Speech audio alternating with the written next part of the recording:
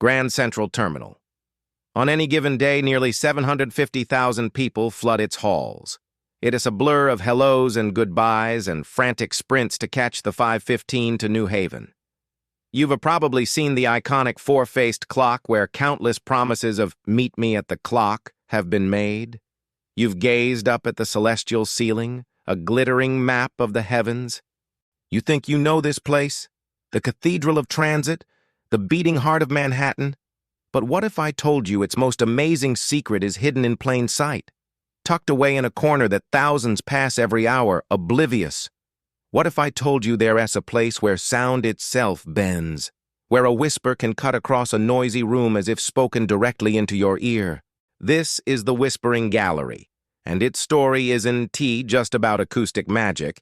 It is about the forgotten builders who solved an architectural crisis and left behind one of New York's most enchanting secrets.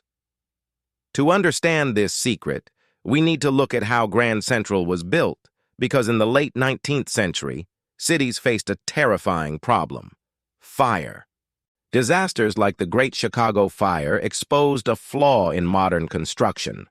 Buildings with iron and steel skeletons, thought to be indestructible, would twist and collapse under intense heat. Architects faced a dilemma.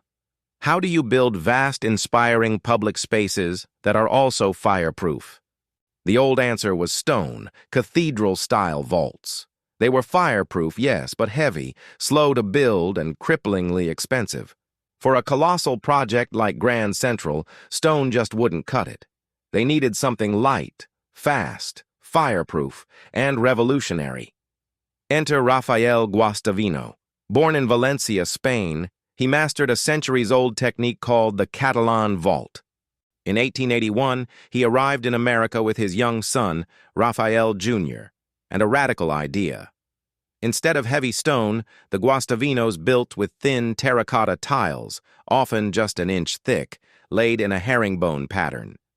Their patented system allowed each layer to support itself almost instantly, eliminating the need for wooden scaffolds.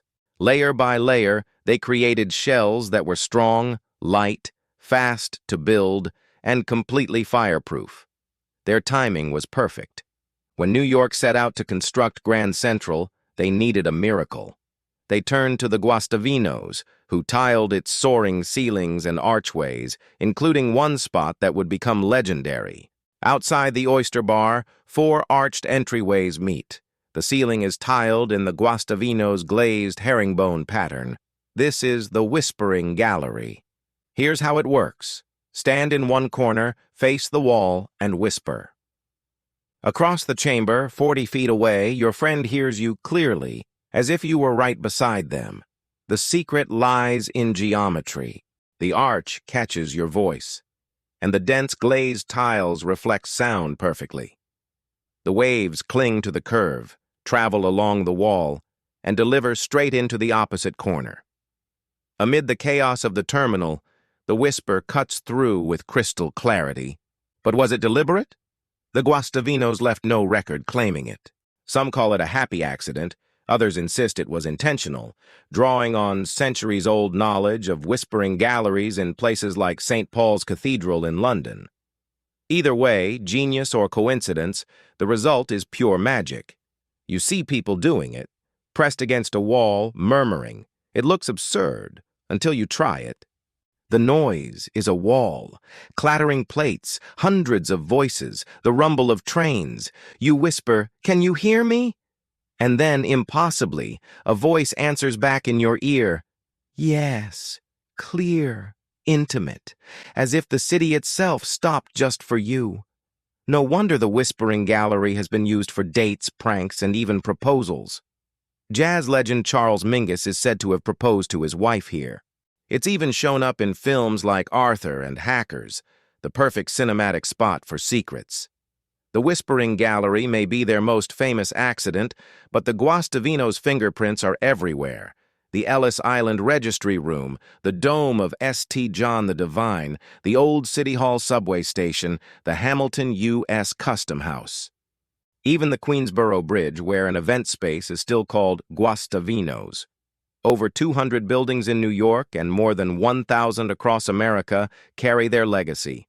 Vaulted spaces that are strong, fireproof, and breathtakingly beautiful. So next time you're in Grand Central, don't just rush through. Head to the Oyster Bar, find the Arch. Try it for yourself. It's proof that sometimes the greatest secrets aren't shouted, they're whispered, carried along the curve of a perfectly laid tile. Have you ever tried the Whispering Gallery, or know another hidden gem with a secret story? Let me know in the comments, and don't forget to subscribe for more untold stories of New York. See you next time.